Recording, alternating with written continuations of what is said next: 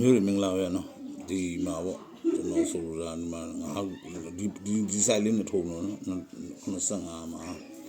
ဒါပါနော်95ခုနှစ်မှာရှေ့နှလုံးပေါင်း9အလဲ3လုံးပေါင်း10ဒါဖြစ်ကြတော့နော်ပါဝါနီကိုအဲ့တော့85ကိုသွားမယ်ဆိုရင်85မှာတော့ရှေ့နှလုံး9အလဲ3လုံး10ပါဝါနီကို95ကိုထပ်သွားမယ်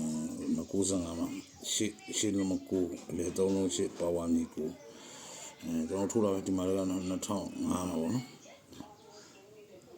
ရှင်းနှလုံးပေါင်းကိုရှစ်ညီကိုပါဝါဆိုကျွန်တော်ရှစ်ကူးလေးပဲထိုးလိုက်အဲ့ဒါတော့ထိုးတော့အခုလာမဲ့လမ်းကိုကျွန်တော်သဘောတရားနော်ကျွန်တော်3ခုကုန်လို့ကြာရင်ကွာပေါင်းကိုဒီထိတ်စီတစ်ဘရိတ်ပေါ့နော်အခုအဲ့တော့3ခုလို့ကြာနေကွာကိုတစ်ဘရိတ်အပူပဲဒီမှာလည်း3ခုလို့ကြာနေကွာပေါင်းတစ်ထိတ်အပူပဲတစ်ဘရိတ်ပဲအကုန်တစ်ဘရိတ်တွေကြည့်နော်ဒီ3ခုကြာကျွန်တော်လည်းထိုးလိုက်တယ်ဘောင်းလန်းထိုးလိုက်တာလဲဆိုတော့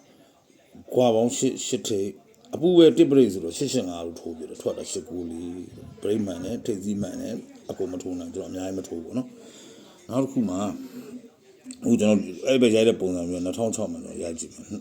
ဒီမှာပေါ့နော်2006မှာကျွန်တော်ဒီလေးခွန်လေးဒီလေးဘရိတ်ပေါ့ခွန်53ဒီသူ့ဘေးကခွန်53ဒီ1ချိန်ဒီ3ဒီလုံးပါလို့ရိုက်တာ3ပေါ့နော်လုံးပါလို့အဲ့တော့ကျွန်တော်တို့2006ပြီး2016ကိုသွားလိုက်ကြိုက်မထိုးဘူးလေမကြနှလုံးပေါင်း9ဘရိတ်ကိုခွန်3ညာလေးအချိန်နဲ့ဒီနှစ်တစ်လုံးပါနဲ့ကျွန်တော်တို့80လို့ရိုက်တယ်အဲ့တော့အခုဒီမှာလာရ2006 6ဘရိတ်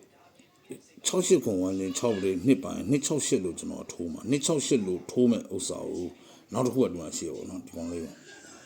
3ထိပ်libre one day နှစ်ထိ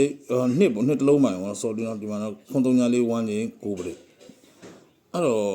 ဒီနှစ်မပိုင်မနဲ့3ထိပ်နှစ်ထိပ်1ထိပ်များဖြစ်ခဲ့ရင်18ခွန်လို့ထိုးတယ်နော်ကွာထားပဲကဲမျိုးအားလုံးမင်္ဂလာပဲ